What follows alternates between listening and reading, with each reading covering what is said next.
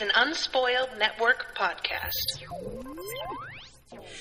This is Spoil Me, covering The Traitor Queen, chapters 27, 28, and 29. In these chapters, Achadi is dead. I am deeply concerned at Dannyl's reaction. He said he wasn't in love with the guy. I'm not sure he was telling the truth. And also, Skellen is now dead thanks to this strike force thing, and I am all about it. Welcome to Spoil Me.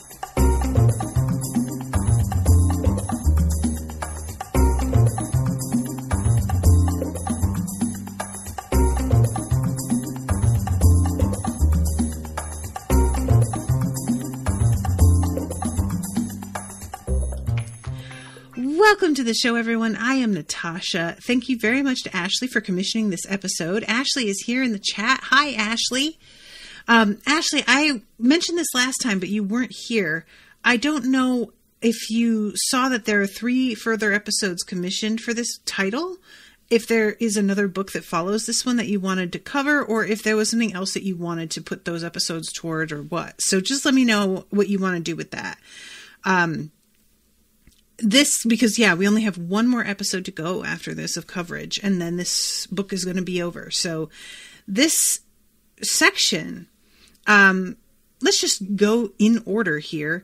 Chapter 27 starts with Sania, and she has snuck out, and there's actually a pretty good moment here. You know, I've said my piece about how much I don't like what's going on with her and Regin as a love interest. I stand by it, but if I'm just going to go ahead and accept that this is what's happening, I will say I like the moment where she basically tells him not only that he shouldn't be here, but that he's going to be like a problem for her because he could distract her and just be a burden. And he doesn't have any sort of like reaction in that way. Like, he isn't offended. He doesn't try and convince her that he's, he isn't intimidated at all. And she wonders to herself if maybe that's part of the reason that she feels attraction toward him, is that he isn't intimidated in the way that she is so used to people being. That's been a constant sort of bummer for her. So much so that apparently she was misinterpreting intimidation for actual fear. And I could see how, if you're constantly feeling people looking at you that way, meeting somebody who doesn't seem to be like awed or cowed could probably be a massive like turn on, Ashleigh says, yeah, there's no other books. I just kept hearing in my head you saying we have 10 episodes left, so I kind of put them through going, we need more, we need more. Would it be possible to commission another property? Yeah, and there's like a couple of openings coming up, actually, because a few titles are going to be wrapping. So there is room for something new to start. So get at me in chat later and we will figure it out. So I just really, as somebody who is often seen as extremely intimidating, I really understand too being into somebody who doesn't, nobody really, unless they are kind of maybe a bad person, nobody really wants a partner that doesn't feel like they can keep up with you. Do you know what I mean? So as somebody who is really, I prize intelligence, competence, we all know that. But a lot of intelligence and competence comes from people not being like overly impressed with the bare minimum or being able to see through bullshit. And that was something that I like right away with Owen felt from him, that he could see through some of my bullshit. Things that would easily impress other people didn't exactly work on him. And there were a couple times actually when we very first started dating where, if you are somebody who is a skilled manipulator, you don't necessarily always even notice that is what you're doing. And a couple times I like said something or handled something in a certain way, and he stopped and looked at me and said, I feel like you're doing this by saying this and trying to make me feel such and such. And that is not cool, and I don't like it. And I stopped dead and was like, oh, word. He's right. That is 100% what I was doing.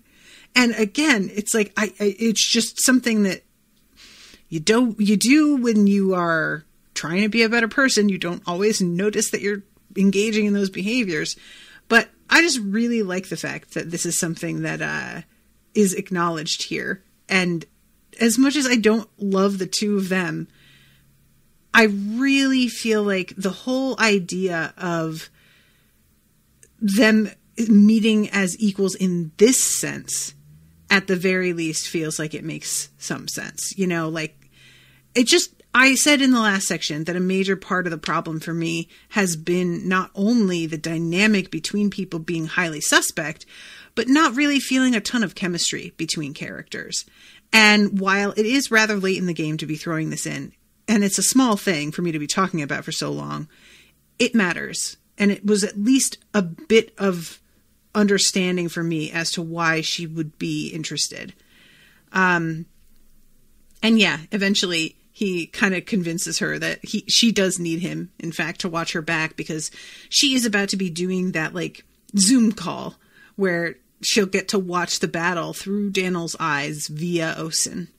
And she doesn't want anybody to be able to sneak up behind her and completely catch her off guard because she is so engrossed in what's going on. So then we go to Dannyl.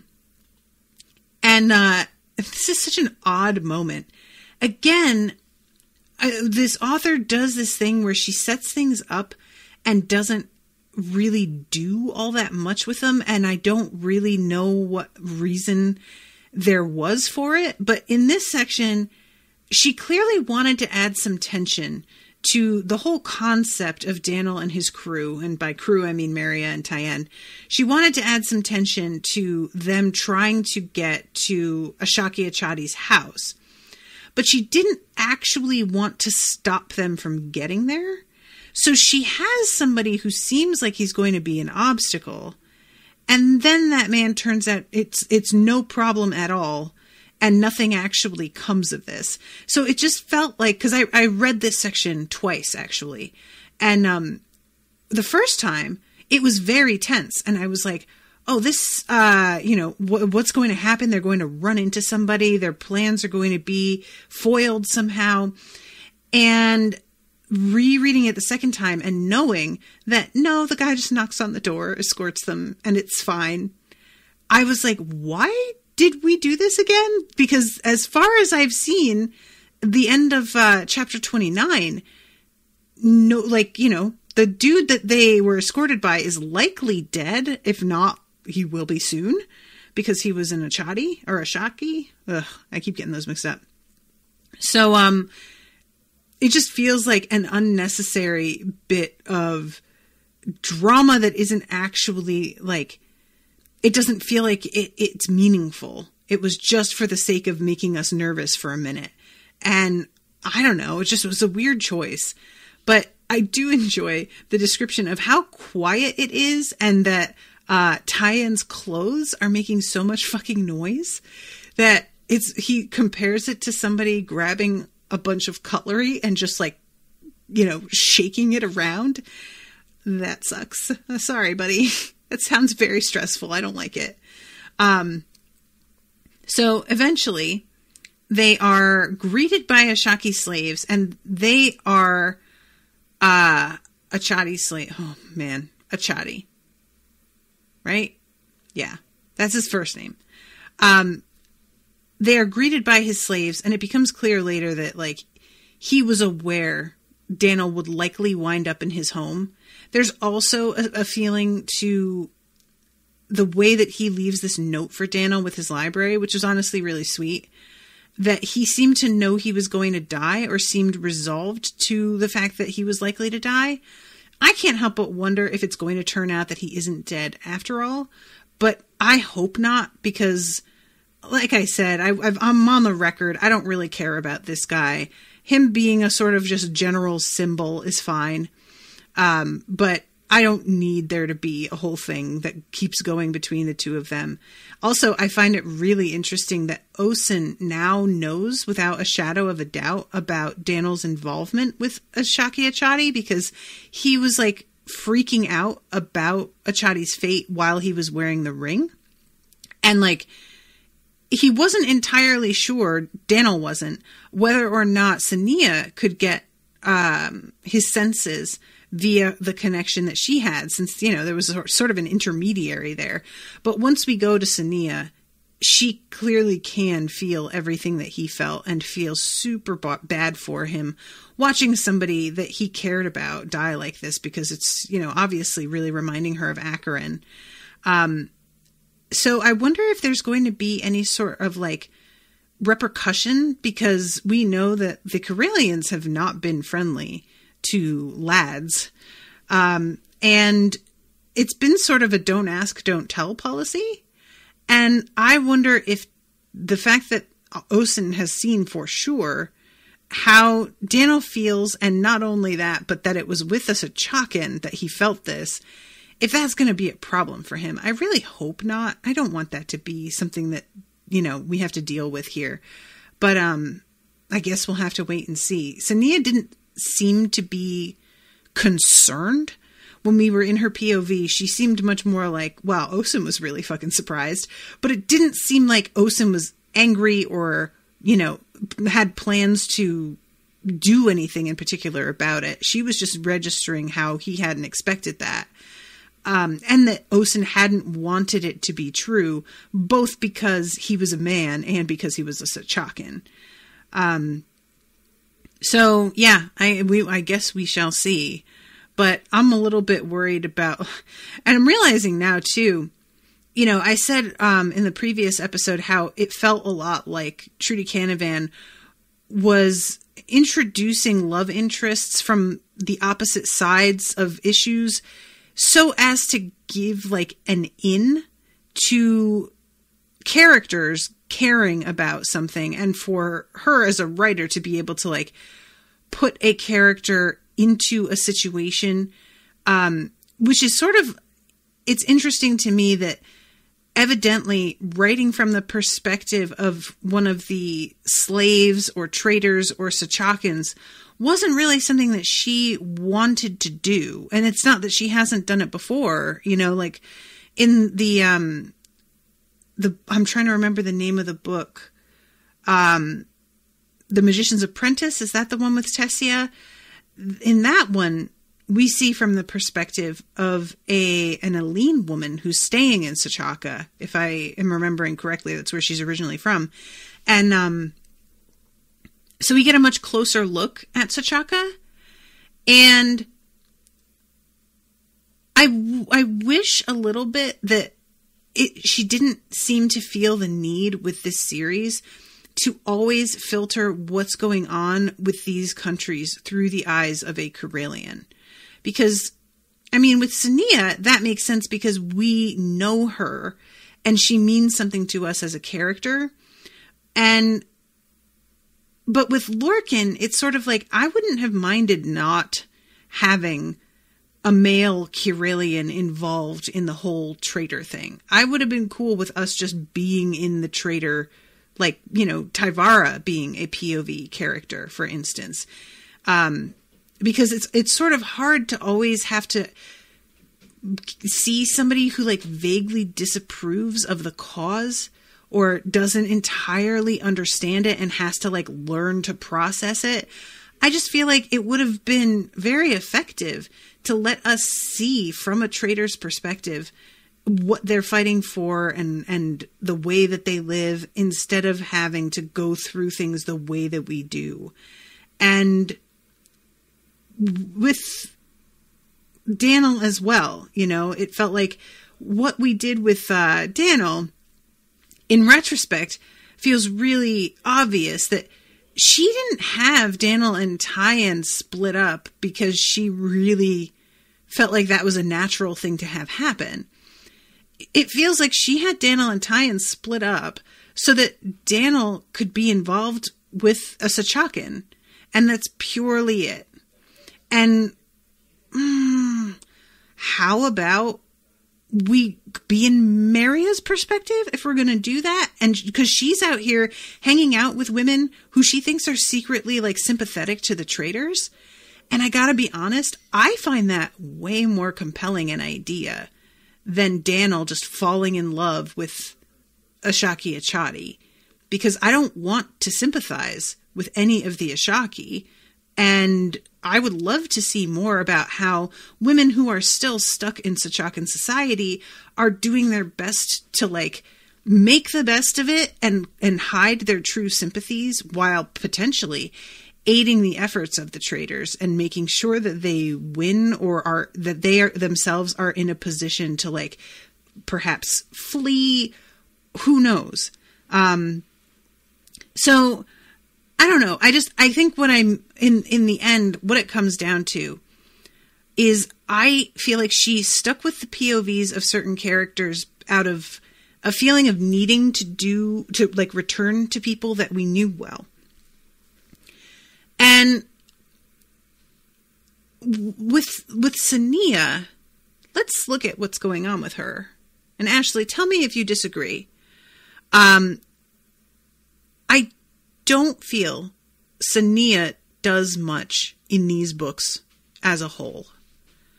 I could have cut all of what happens to her and just been with basically Lilia for all of it, and we would have been just fine. It's sort of weird, actually, to look at how much she feels shoehorned in, considering everything. And it just doesn't really feel necessary, you know? And then we're put in this position where Trudy Canavan seems to feel she needs to give Sania a new love interest with somebody that is wholly unsuitable and really awkward. And we could have just not done any of this, and that would have been, in my opinion, much better. So yeah, scrap Sania, scrap Dannyl, and just be in Maria's head, and go into Tyvara's head and just leave Lorcan entirely out of it. Because I really expected Lorcan to be more of a factor in regard to the whole Rowett issue. And because of the fact that, you know, his friends were getting into it. And the first time that we ever meet him, he is hanging out with his friends who are like getting stoned and obviously is kind of like not approving. And I sort of thought maybe there would be something there. But instead, he's just sort of like a sidekick to Dannyl, who gets scooped up into this whole thing. And I don't care about that. I just want to know what goes on with the traitors. I just want the traitors to win. What it comes down to is my main problem with like the first trilogy was the knowledge that there's still like a country out there that functions using slavery. So once I realized that like, oh, what we're going to do in this book is we're going to abolish slavery, 100% here for it.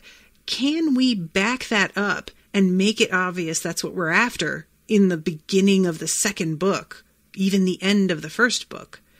Sorry, Ashleigh left a long comment, so I'm going to read this. It's never been 100% confirmed for the Guild, but Tyon has been throwing those big parties with other Corellian lads, so I think there'll be more backlash over him being Sachakan. Yeah, that makes sense. I think it's always easier, though, to do exposition if it's someone new coming into a situation than to have someone who's grown up with it. Although, sure, giving us a Sachakan man getting caught up in the traitor stuff instead, it's still an outside perspective. And then I think me saying that Sania doesn't need to be in this, she says, yes, it feels like she's going for a handing of the torch thing, but just having her there is not enough. Yeah, it's just too... regarding, like, it's easier to do exposition if there's somebody new, I completely get that. And to a point, that's, like, reason. But I also feel like, well, yeah, it might be harder. Do it anyway.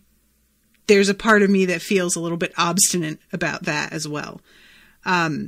Because the sort of fish out of water as an explanation device thing, it can feel repetitive, especially since like a lot of what like happened with the traitors was a lot of our information was given to begin with before they even like wind up actually in that camp.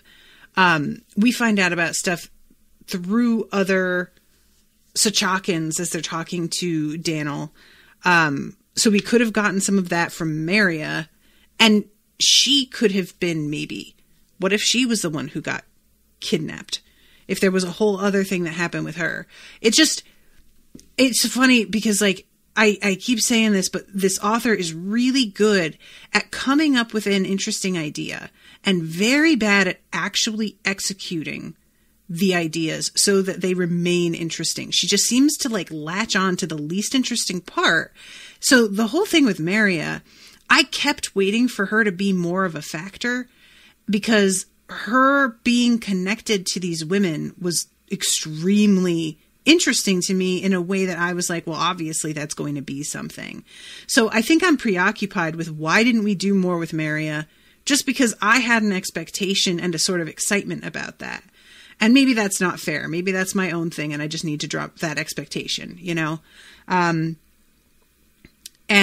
yeah, she said, Ashleigh says, that's definitely fair. It's not like we haven't already met Savara. I would have loved her POV. Oh yeah. See, there's when I was saying be in Tyvara's POV, but, Savara would be even better, actually. I will say, I did like the idea that Acheron had like kind of made a deal with them and then reneged on it. But it is sort of an odd bit of retconning, in order to create this like, you know, conflict that causes them to want to grab Lorcan up specifically.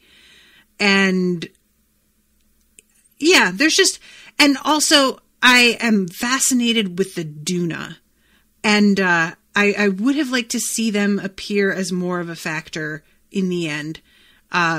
Just because I feel like they got a raw deal with the traitors apparently, and the way that the traitors like stole a lot of their knowledge.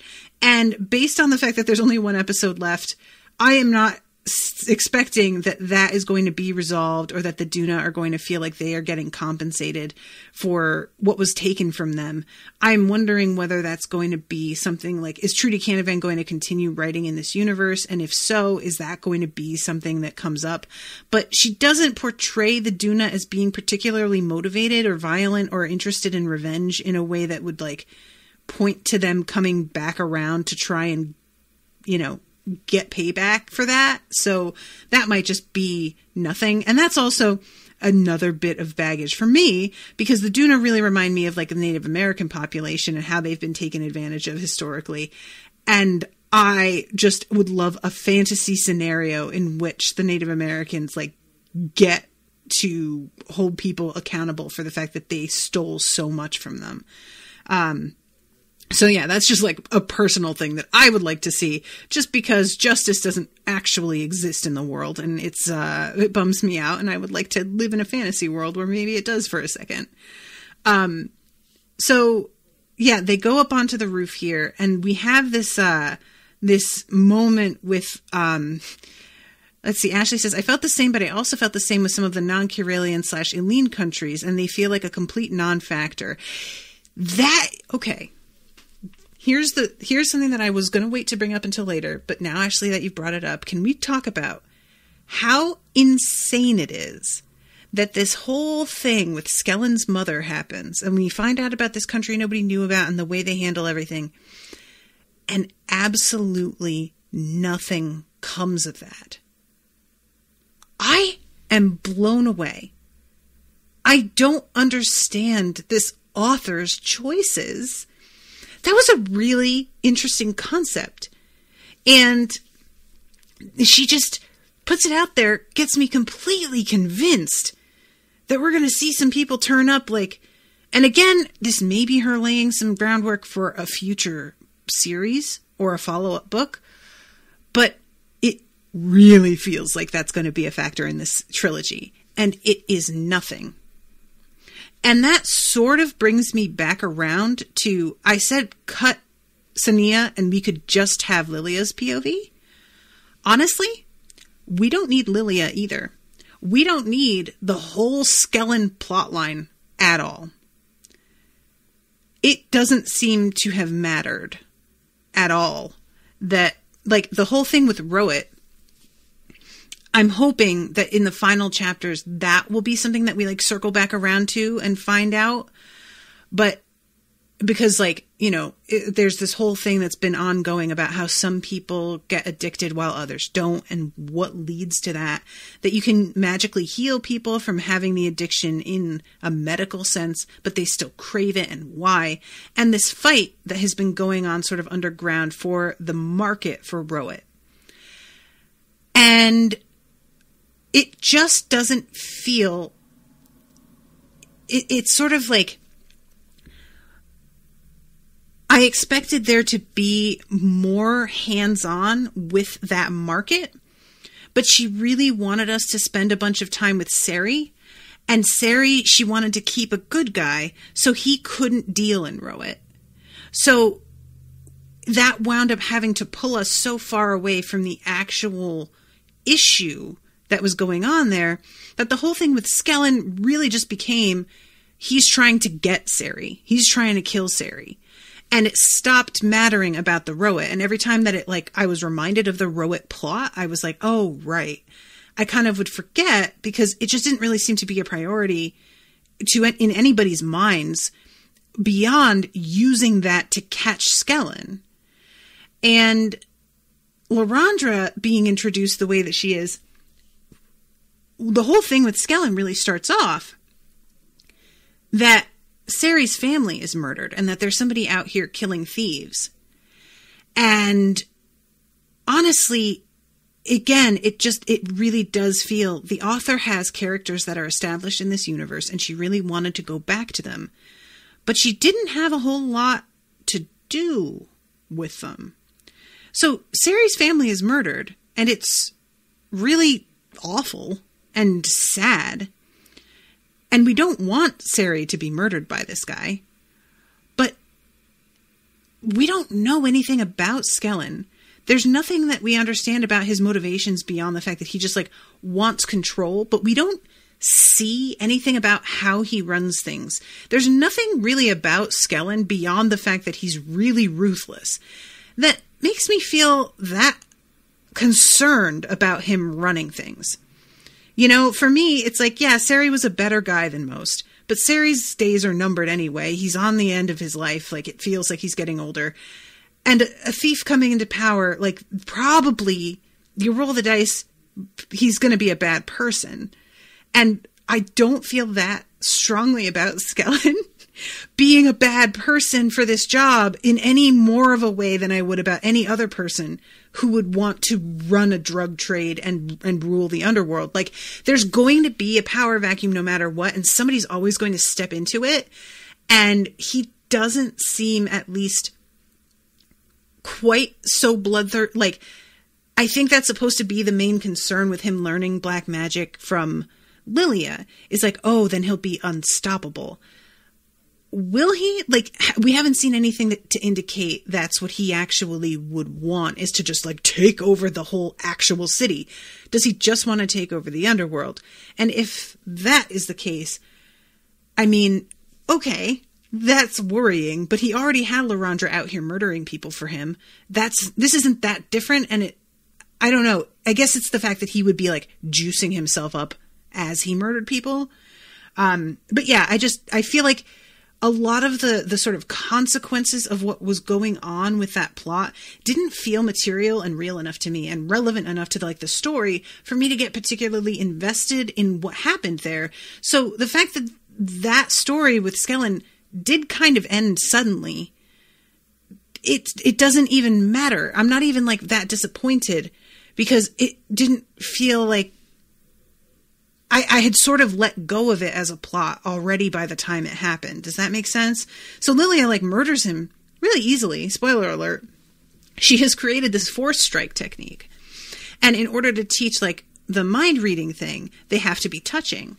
So she touches him and uses the force strike to begin sucking power. And luckily for her, the way that taking power from someone works, it causes them to lock up and they can't move. So it doesn't look from the outside initially like she's done anything. And this allows her to continue doing it right in front of Larandra, who's holding Anya by the throat with a knife. And at first, Larandra doesn't get exactly what's happening. And unfortunately, Lilia gets a bit distracted by the fact that Anya's at knife point and decides that she's going to simultaneously try and pull power out of Skellen and put a shield between the knife and Anya's throat.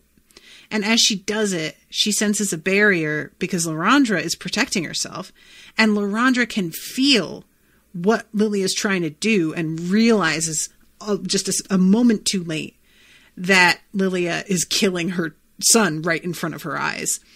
And she cuts Anya's throat. Anya falls, but Lilia is able to heal her really quickly. I will say that there is this one moment that I got very confused by, and I'm going to read this part, that she has killed at this point. I mean, it's not entirely certain to her that he is dead until she checks a little bit later. But there is a moment with Larandra after she realizes what Lilia did, and all of a sudden she blasts backward in this way. I'm trying to find the moment here. Here it is. A scream burst from somewhere close by. Startled, Lilia turned to see Larandra getting up out of a crouch, Skellen at her feet. He too was staring at the sky. Larandra turned to face Lilia. At the fury twisting the woman's face, Lilia instinctively strengthened her shield, but no strike came. Instead, the air before Larandra rippled. Lilia felt heat and caught an impression of skin and cloth darkening to black. Flames flared, outlining Larandra's form. The woman shrieked, staggered backward, and toppled over the railing. I think what this is supposed to be here is that Lily had just taken a bunch of power from Skellen and inadvertently, while trying to shield, struck out at Larandra.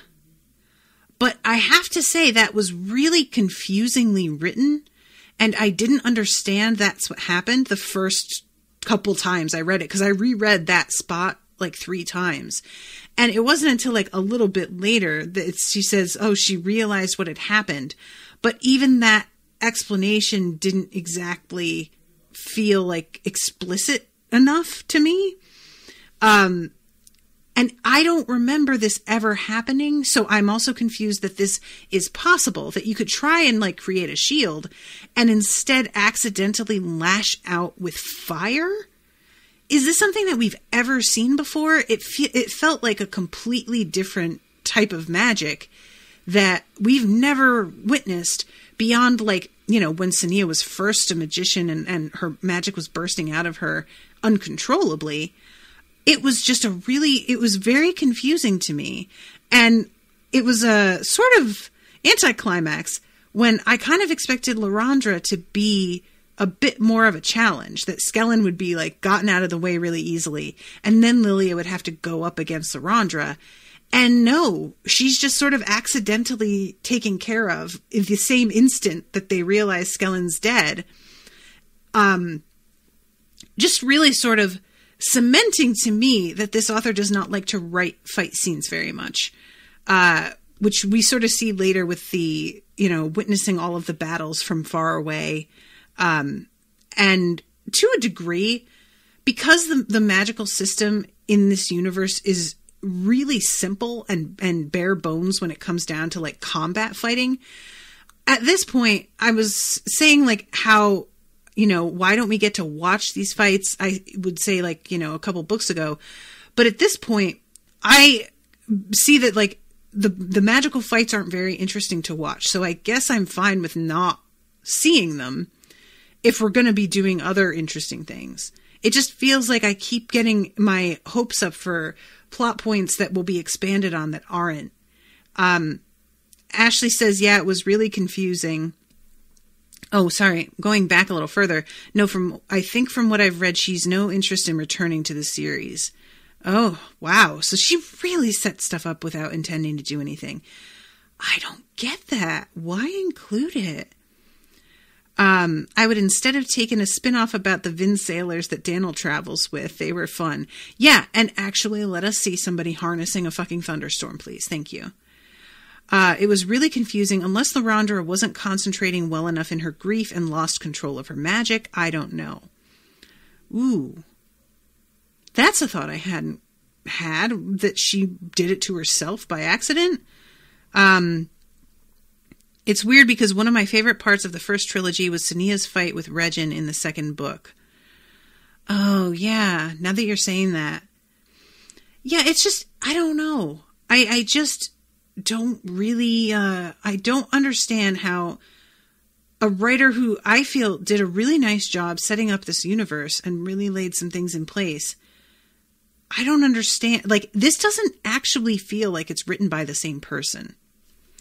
I almost wonder if this was like, you know, ghost written, or if she just gave like a summary to somebody and they were the one who like expanded on it, because it just, there's a real material difference in this series versus the first series.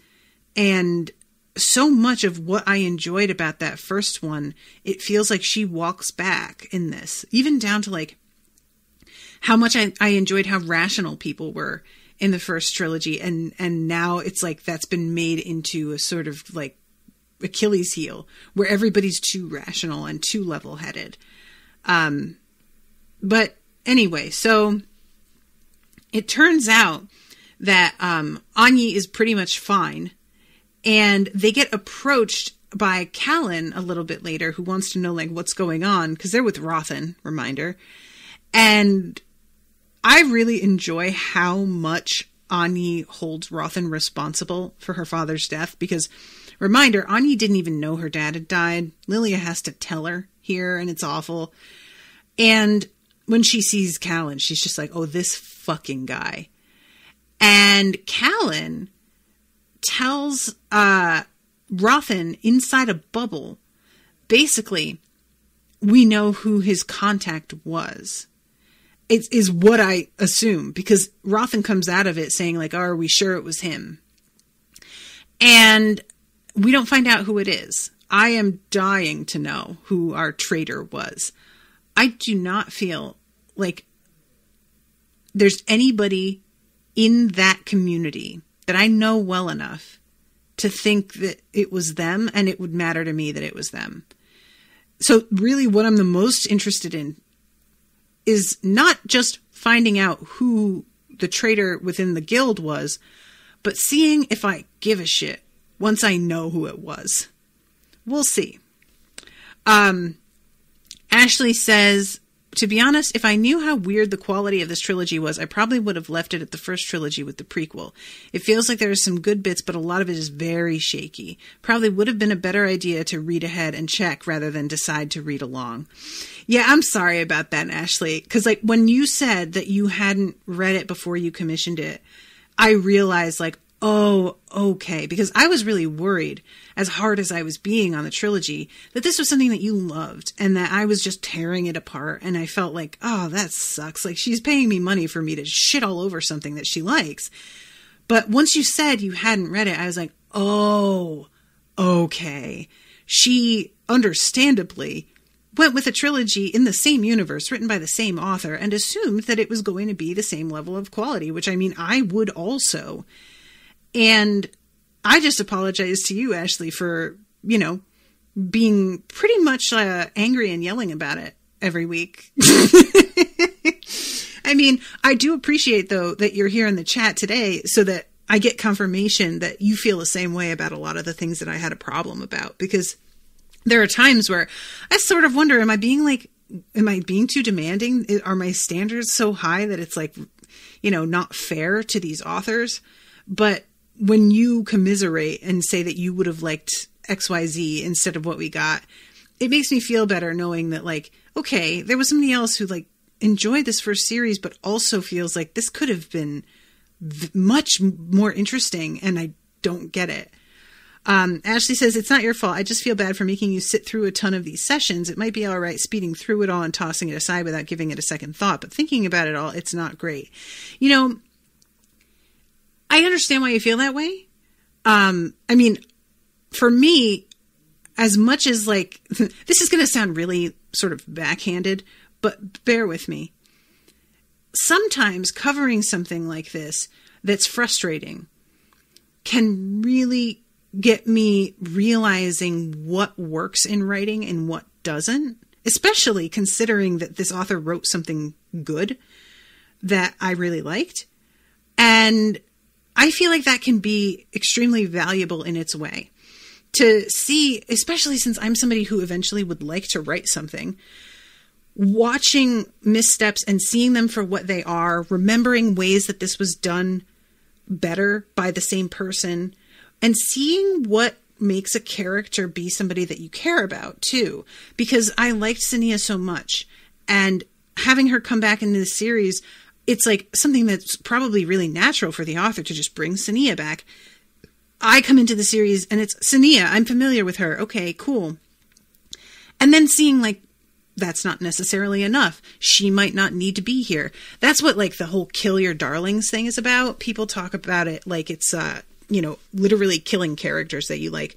But really, kill your darlings is there are going to be things that you as an author think are important, that when you are really objective and look at your work with a critical, unbiased eye, you will realize are not important and actually don't really add anything. And in this case, Sania is one of those darlings that she should have killed.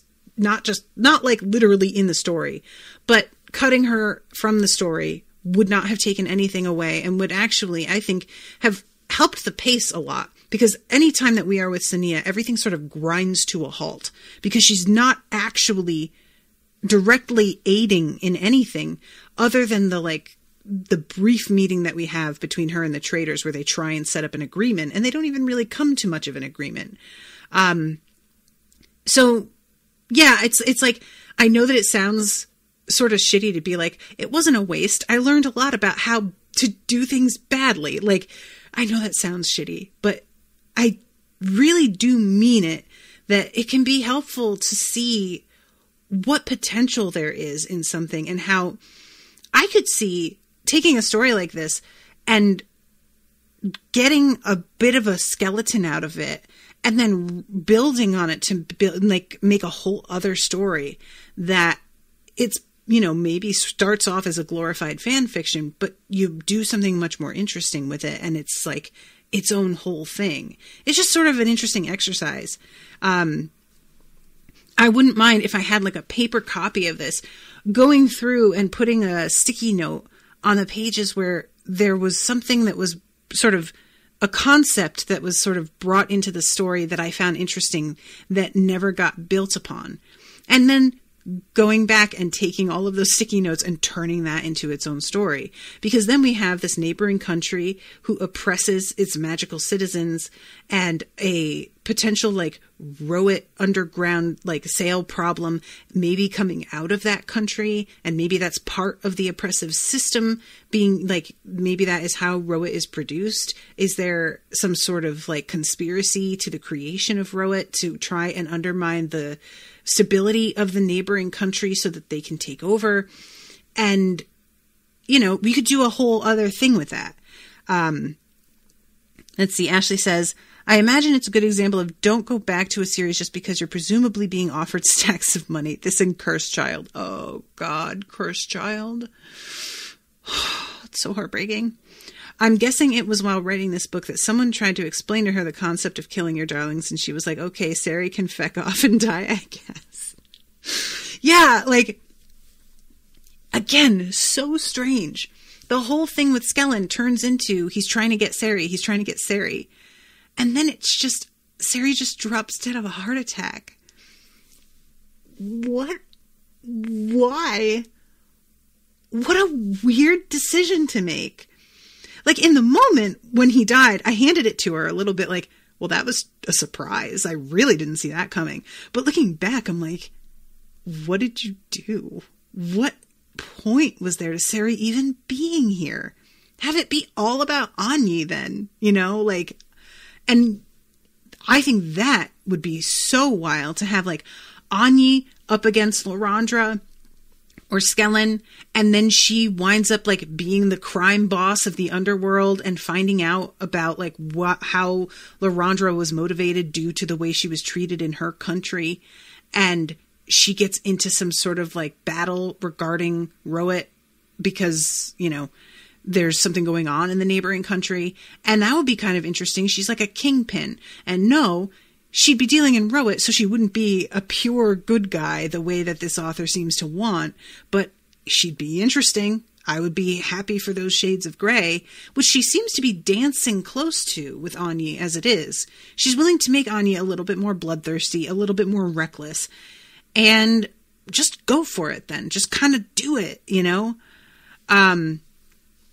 Yeah, it's, and speaking of things that like get brought up and sort of nothing happens, there's a moment again with, Lorcan and Tyend where they're standing with Savara, or not Tyend, Tyvara, and they feel Kalia coming up behind them. They realize that she's there, and it looks like she's trying to steal a weapon from somebody's vest and attack Savara.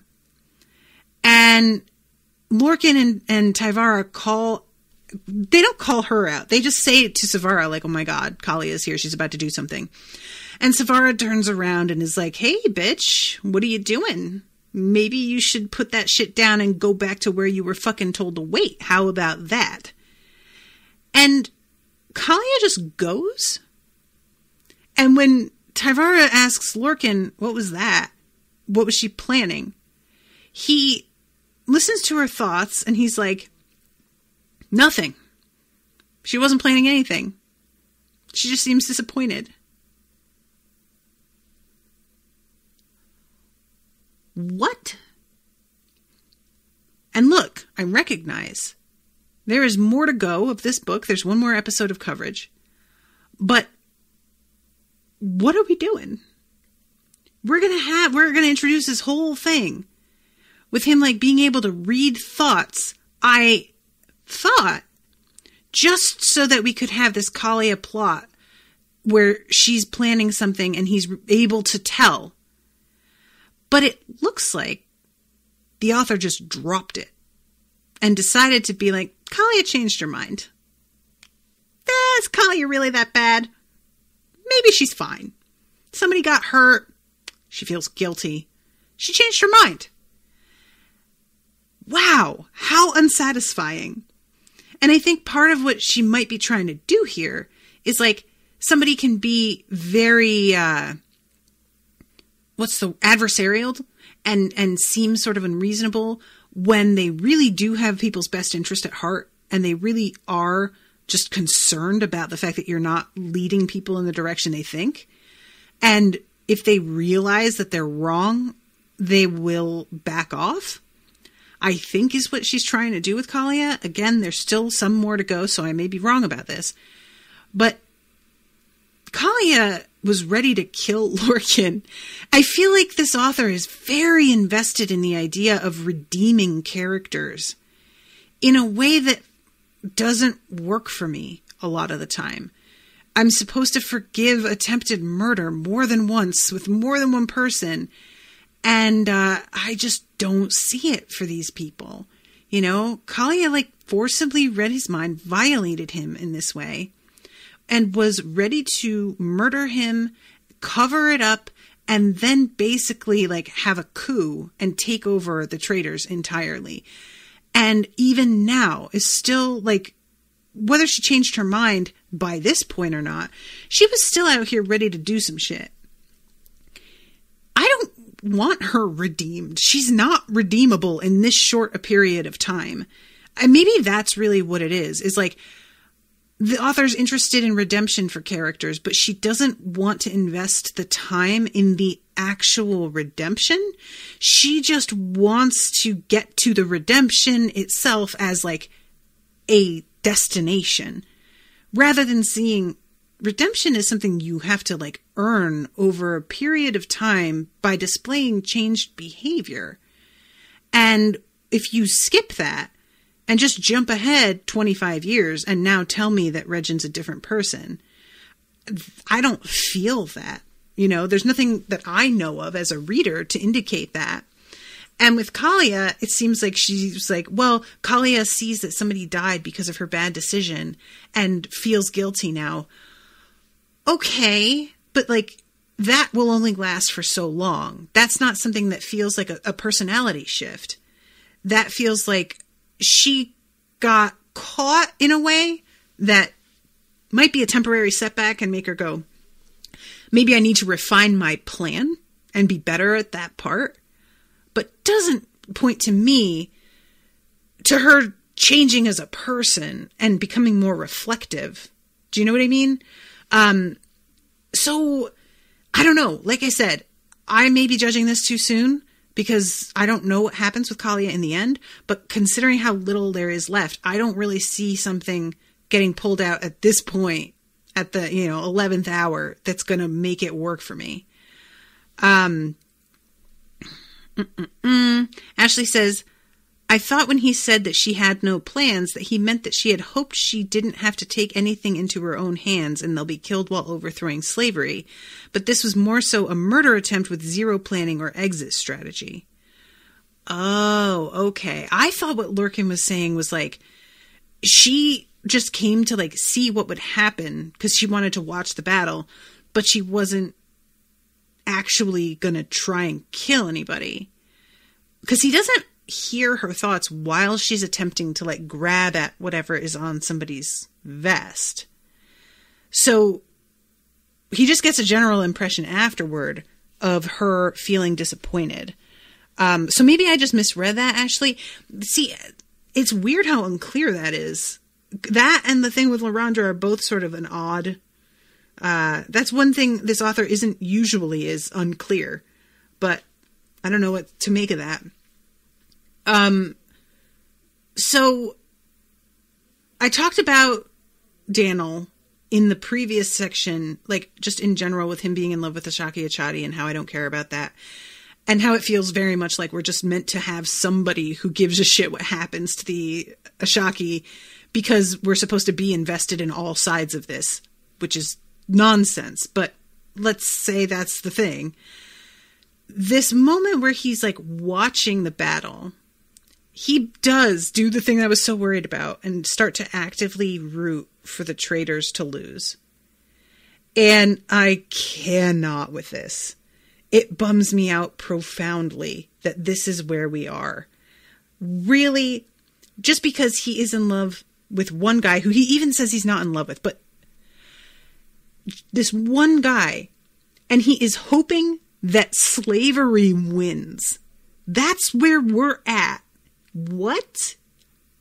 Come on. And then it ends with after like Achati dies. Now that I've seen how ruthless the traitors can be, I must do what I can to ensure they don't decide the Allied lands need freeing too. Oh, are we doing that? In this moment, I'm really glad she's not interested in going further with this series. Because way to completely ruin a character that I used to really like. Holy shit. How ruthless the traitors can be. They've been chattel. These people. Are you kidding? What is this author thinking of this situation? Ruthless. He was killed in battle. That's what battle is. They didn't draw and quarter him in the town square and make a spectacle of the thing. He volunteered. First of all, he didn't even have to go and shouldn't have if he was a good person. But we're supposed to take his honor and the fact that he's willing to die for his country seriously, despite the fact that his country is garbage and stands for everything terrible. And then he's killed in battle in a completely reasonable way that is to be expected. And Dannyl is acting like the traitors have gone too far.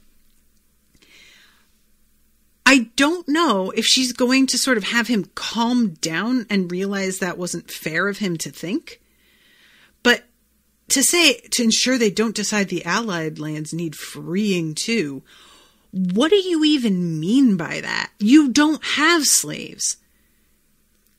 What do you think they're doing here? You allegedly were really uncomfortable with slavery. What happened to that, man? How dare you? I was disgusted. This really fucking pissed me off. I'm not gonna lie. Like, and the fact that when we go back to Dannyl later, this like doesn't even factor in. This doesn't come up again. It feels like she throws this in a way to like demonstrate how heartbroken he is about Ashleigh Achati, but in a way that just doesn't work for me. And it feels like, right? Ashleigh says, as if you can both side slavery, for fuck's sake. That does feel like what she's trying to do. What? He's equating servitude with slavery, I think. I mean, maybe. Here's an idea, Dannyl. You should look at the fact that people in Karelia were treated so badly in the first place that you can even apply anything that's going on in T'Chaka to Karelia. Because you may not have slaves, but y'all definitely did not have a handle on like fucking economic equality and still don't. And that's not the fucking traitors' problem. They have given no indication they are even looking in Karelia's direction. They have been solely focused on T'Chaka for hundreds of years. Dude, get a grip. Honestly, I feel like this whole thing is circling back around to him and Tyann eventually getting together again. And Tyann needs to get the fuck out.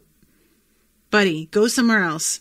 This man is a lost cause. Like, once you start rooting for the slavers to win and hoping, he's actively saying multiple times in this battle scene, maybe they'll run out of power. Maybe they have reinforcements inside the palace. He keeps saying things that he's hoping the traitors are going to get crushed.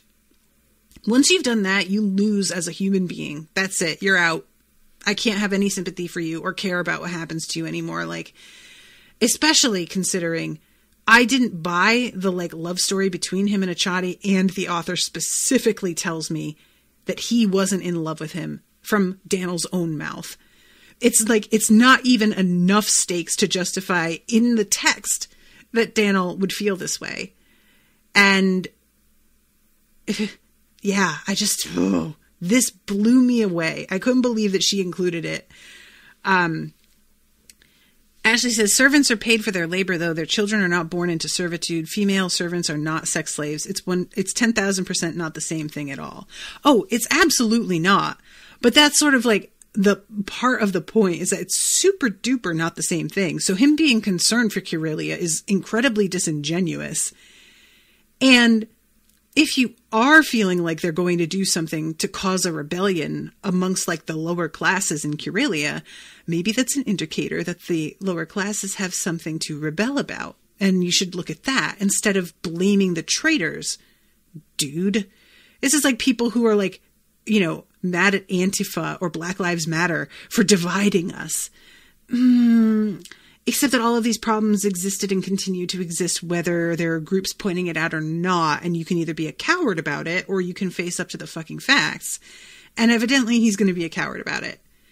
I will say, though, that one thing that I was pleased about in this section was, you know, I was mentioning this, maybe at the beginning of this book or even the last one, how this author hasn't really done a lot with magical objects. And I didn't realize that she had this whole thing with like the stones up her sleeve. And I thought that the use of all of the magical stones has been super interesting, and the many ways that they have found to employ them. Some of them like sending out signals or creating flashes of light, or, you know, basically explosions, like they've got like grenades, you know. And I thought that that was a really cool idea, in that it's clearly the edge that the traitors need.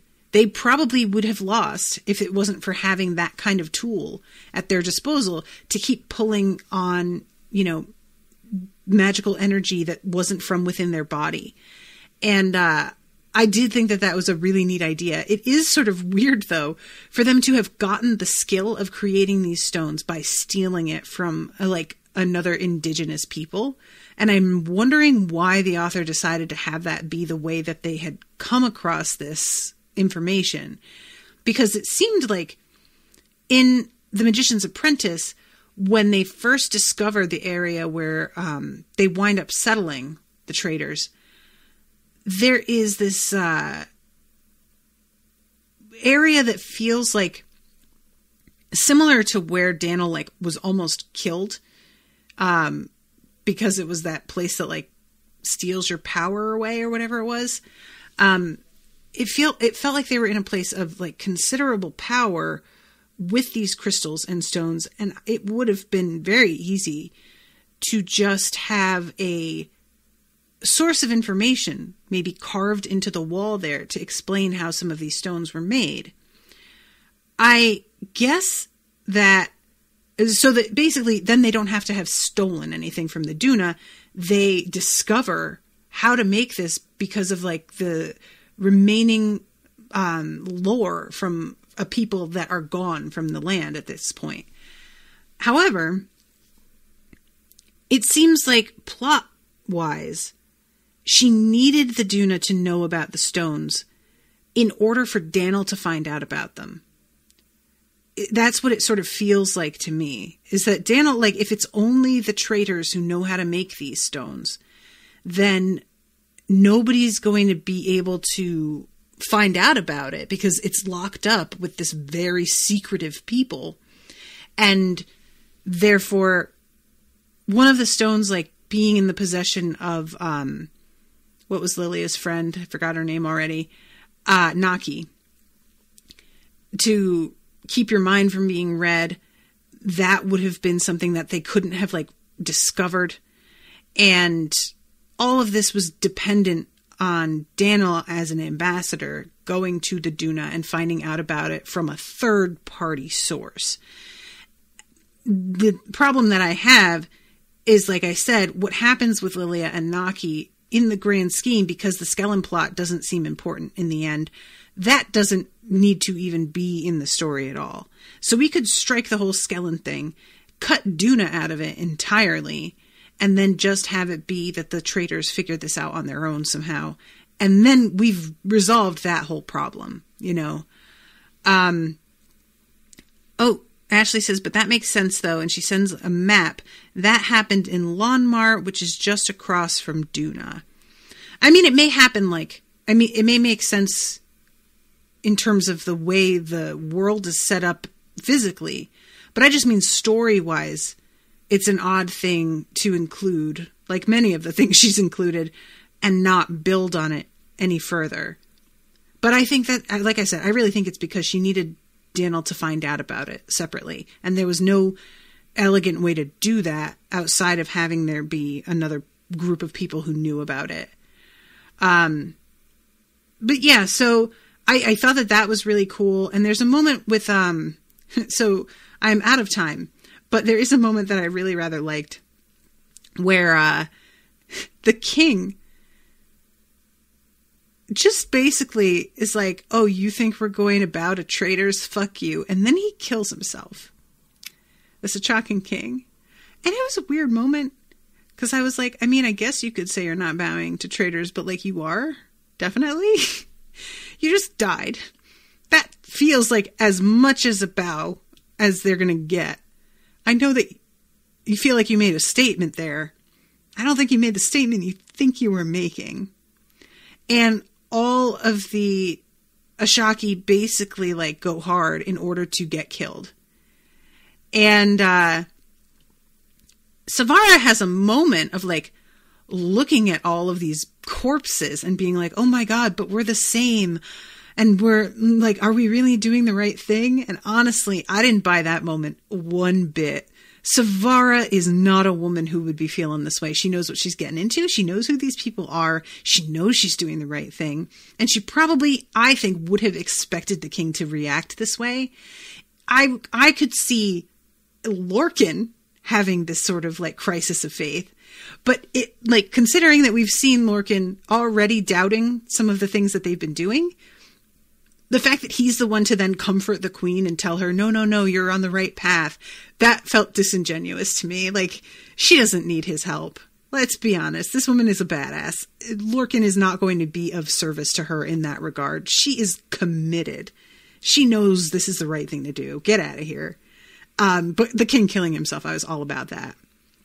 And then the last thing that I wanted to mention is because Sonia is overcome with emotion at realizing how Dannyl lost somebody that he loved. It's mistaken by Regin that Lorcan died.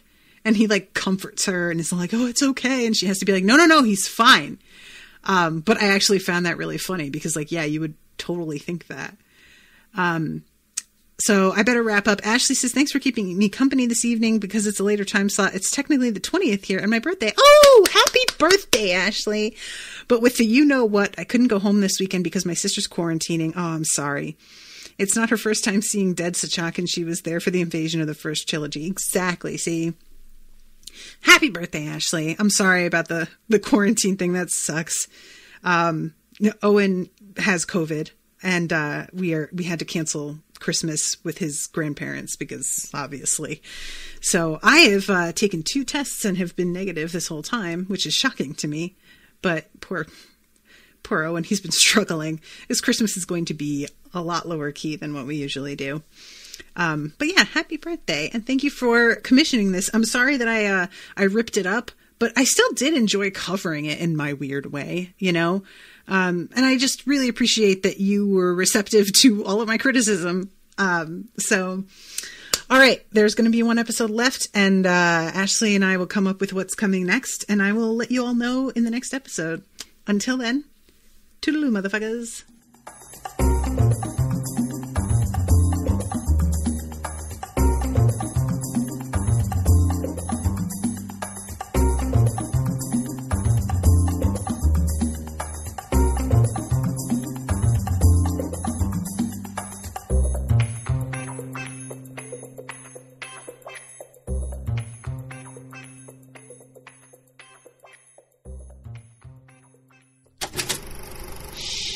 That was an Unspoiled Network podcast.